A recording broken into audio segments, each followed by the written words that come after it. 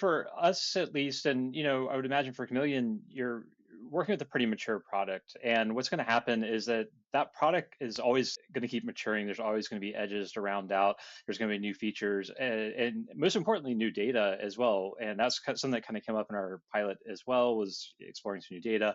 But the point is that if you're working with a company that's growing, the business requirements are going to keep evolving. And so that's part of what we were feeling there, is that we were never going to get to perfect, but people wanted that. And they were using that as a justifications, and even saying, well, hey, maybe we don't need to experiment, or we shouldn't experiment until this thing is perfect. And my counter to that was actually, hey, look, for about 70 to 80% of our use cases, the platform was pretty much complete and ready to go.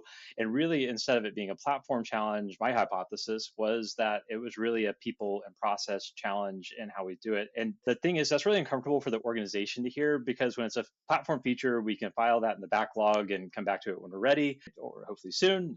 But what's a people problem, one, it kind of feels like an indictment, like somebody's done something wrong, but it's also not something that can just be solved as straightforward as developing some code and pushing it out.